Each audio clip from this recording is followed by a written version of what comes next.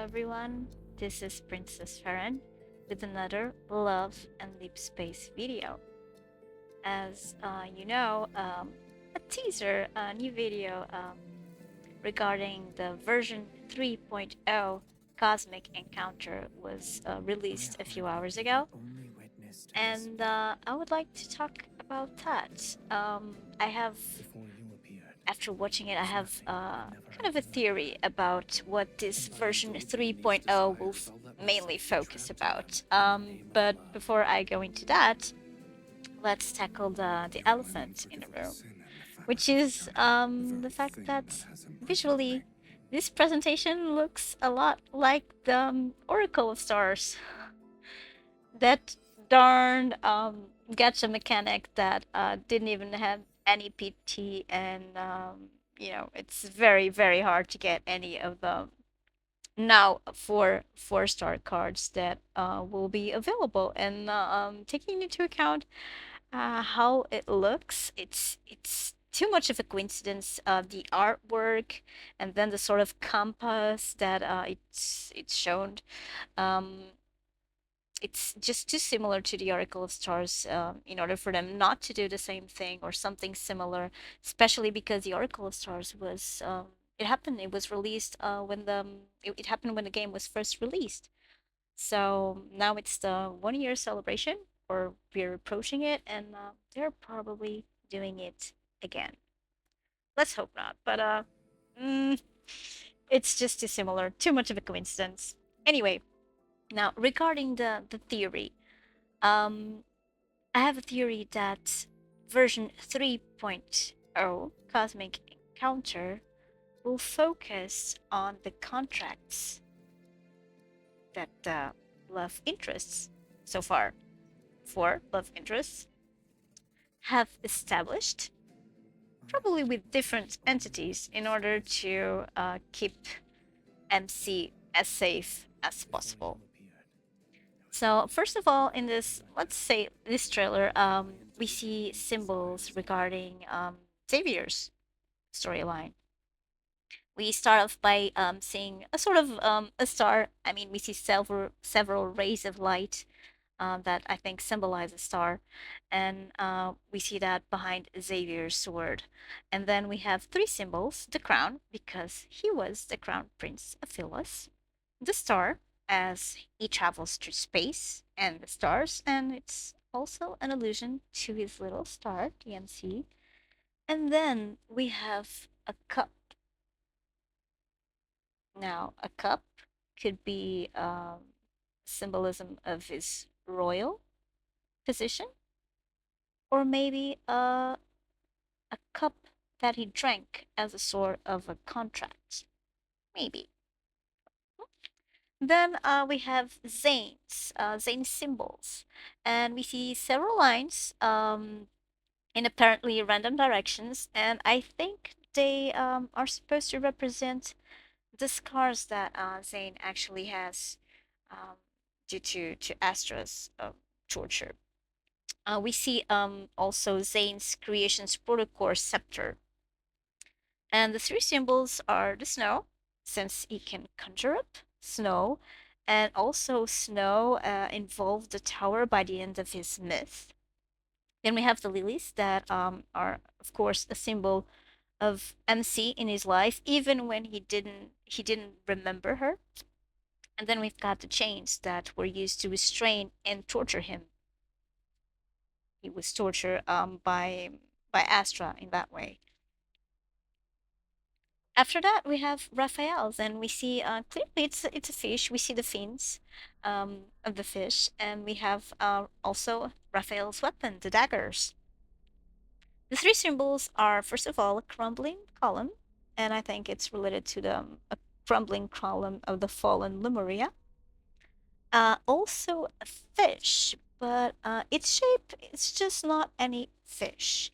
It's in the shape of the red one that lights up on his chest as a proof of his pact with MC.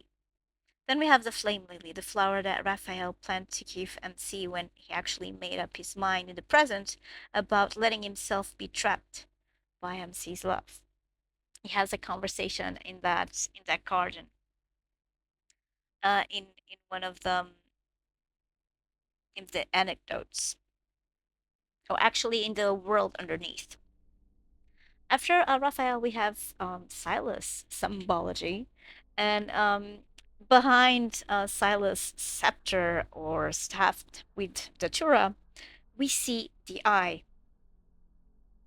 his eye.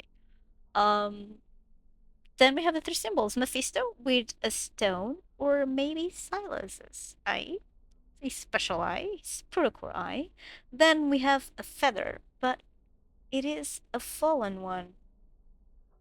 So this feather may not only be referring once again to Mephisto, since he's already there as a symbol, but maybe this feather has another meaning. It might refer to Silas's imprisonment on the depths of the time and space prison. And maybe that's why we also have the cage as a symbol. We then have the image of each one of the love interests, starting off by Xavier. And he says, "My heart will be the only witness to this vow." So the image shows Xavier touching his neck, while a red circle appears around it, as well as other red strings that seem to target other areas of his body with intent of restraining him. That's what it looks like. But as I've already talked a little bit and explored in a video about Xavier's story branch, I think he probably made that choice of being restrained with the purpose of trying to save MC. And he probably established that deal, that contract with Ever. He made a vow to protect her no matter what, even at the cost of his life, of his power. Just my thoughts. We have then Zane. Um, Zane says, "Before you appeared, there was nothing but a never ending winter." We see Zane sitting on a throne, contrived by Astra's bramble, while his hands gently protect the lily as if he is protecting the MC herself. And then there's this very important detail. We see a narrow ribbon of silver cloth, and that ribbon laces both of his hands, followed closely by Astra's very own thorns. Like those two elements are complying to some pact or a contract that Zane might actually sign with Astra to assure MC endures reincarnation after reincarnation as as better as she can and is not destroyed. Raphael says, "And by indulging in these desires, I'll let myself be trapped in them, in the name of love." In Raphael's case, we know that he defied the prophecy and allowed Lemuria to crumble in order to save MC. And indeed, what we see in his art is a reflection of that destruction. Even the petals of the flame lilies seem to drift around him like blood mixing in the water, like he described in his nightmares that the waters of the ocean were filled with blood. He even holds one of those petals close to his face, in a similar way to what he actually does when he wipes the blood off his face after shielding MC from the Wanderer's attack in chapter 8, if I'm not mistaken. Back to the art. We see that Raphael is also holding a skeleton of a sea creature in his arm and shoulder. It's definitely a very poignant and ominous image. It may evoke the mermaid skeleton in Raymond's house and Raphael's thirst for revenge, or it may also be related to his end of the contract in his attempt to change the prophecies of the sea god. And we never got to know what he might have agreed to do. We might have the chance now. As for Silas, he says, "You are my unforgivable sin in the fabric of eternity, the very thing that has imprisoned me." Silas is covered in datura flowers, Mephisto grabbing glowing red orb, which could be a precious gem related to Silas's myth, or maybe even an allusion to Silas's eye. And in his hand, he holds what looks like a protocol heart. Um, the first thing that comes to mind about that heart is that it is MC's heart, but most likely it is his own heart. I believe all this imagery is related to the time he spent in the time and space prison, which is also briefly portrayed in the Vision Opposée video.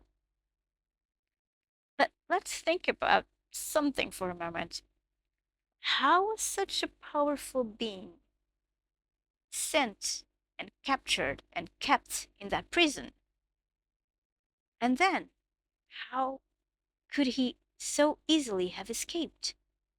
I think in his case, he probably is another one related to contract. He might have let himself get captured as part of a pact to save MC, or perhaps even as a way of atoning for his so called sin. And these are my thoughts for the little we have been shown in anticipation for version 3.0. So to sum it up, and disregarding the high unfortunate possibility of another Oracle of the Stars, I think this new version will focus on the contracts and pacts the love interests established in order to save MC. We have been getting a few hints here and there, but nothing very conclusive, and I believe now we may be about to get to the juicy bits of the story, and we'll get to know a lot more about the lore, enabling us to connect the dots between several memory cards, myths, and even daily interactions. So these are just some thoughts. Um, so do tell me what you think about this trailer, about the imagery, if we can extract more lore from the images that were made available. And if you enjoyed this content or if you have suggestions, don't forget to comment, leave a like, and subscribe. This is Princess Farron signing out. Take care and good gaming. Bye bye.